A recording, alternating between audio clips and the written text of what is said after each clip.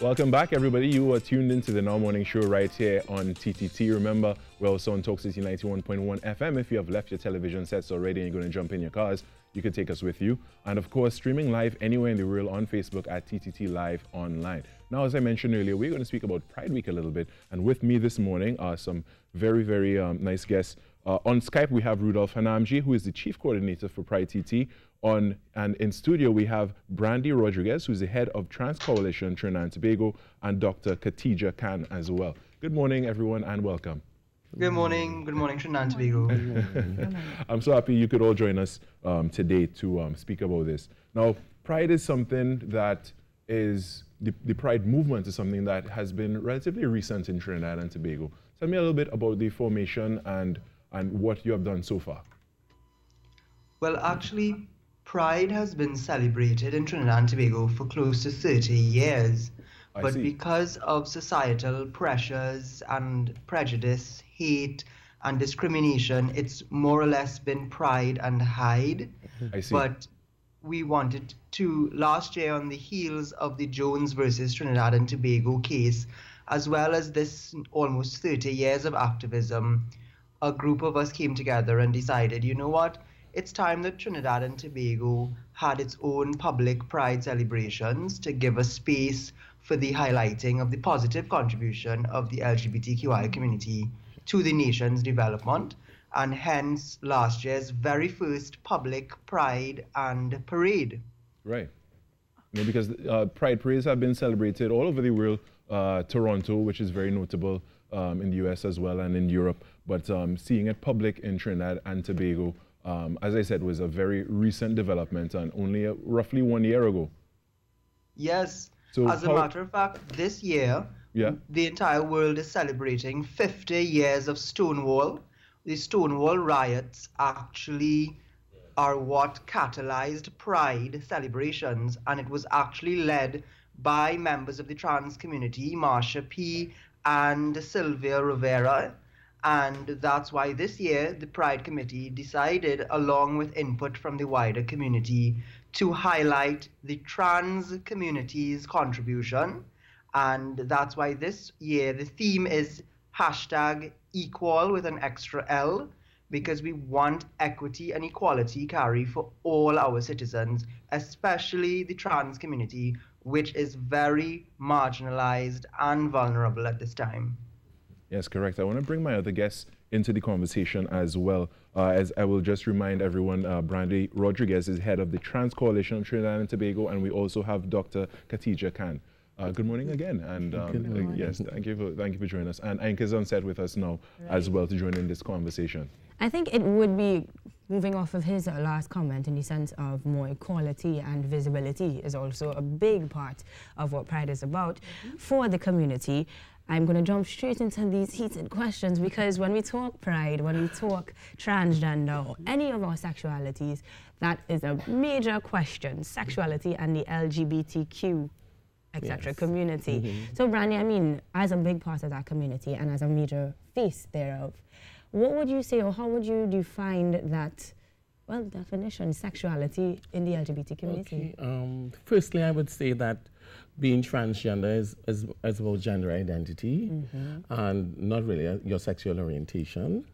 And this year, being transgender, the community, for the visibility that we have, project in the last, how many years, there have been trans persons out there, and the level of violence that we face, the stigma and the discrimination, the access to healthcare, the issues and the challenges that is existing. I'm really glad to support the Pride, Pride TT this year in terms of sharing that information for how, because the LGBT being visible, the trans persons are always visible. And I really want to go, to share what we could do or how we could collaborate with the rest of the community in terms of what the challenges are, because the challenges are all different for each of the different aspects of the community. I can imagine.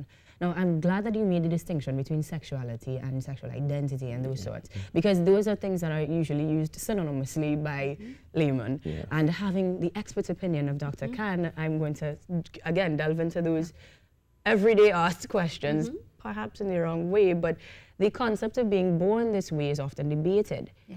And in the case of transgenders, gays, lesbians, straights, is that such a thing? Well, first of all, thank you to TTT for providing a platform for this discussion. I think it's really important. And there are no wrong questions. I think people need to ask more questions so they can be educated. So are people born this way? We look at the science, we look at the research. And I think a lot of people are concerned that people are somehow persuaded to be gay or lesbian or transgender. And the research just does not hold up. There's a lot of evidence. They've done evidence on twins and studying children from birth, and there's more evidence that suggests that yes, people are born this way. When we talk about something like gender identity, children aren't born knowing how to be a boy and a girl. Right. That's something you learn through experience, your family, through society. And so it may happen that you may not realize it right away, but different people may come at different stages in their life. But at some point in time, they may realize that that experience they're having is not authentic to them. Right. And so they might choose to be their more authentic self. Right. So I think that we need to have more discussions and separate people's feelings from what does the research tell us, what does the science tell us. Right. One more thing I'd like to add about the feelings, because sometimes we use emotional reasoning. Because something is awkward, we feel, therefore it makes it wrong. Right. But that's not logical. So we have to separate our feelings of awkwardness. Let's talk about it. If you're not sure, ask and find out. Talk to somebody like Brandy if you're not sure. Talk to somebody like Rudy. And that's what we need in the country, more discussion. Yeah. Yeah, that's right. You know, and we're all just human beings. We could have a conversation. Absolutely. And find everybody out. can identify with being awkward at some point. Yes, that's right. and just find out about each other, because again, we could, you know, we are more similar than we are different. That's right. Yes. Yeah, and we need to just stand on that equal ground. You know, I wanna bring in Rudy and Brandy. I want you all to tell me a little bit about the month of Pride itself, the plans, activities, and all those things surrounding it. So Pride TT actually decided we wanted to be very unique as a Trinidad and Tobago experience.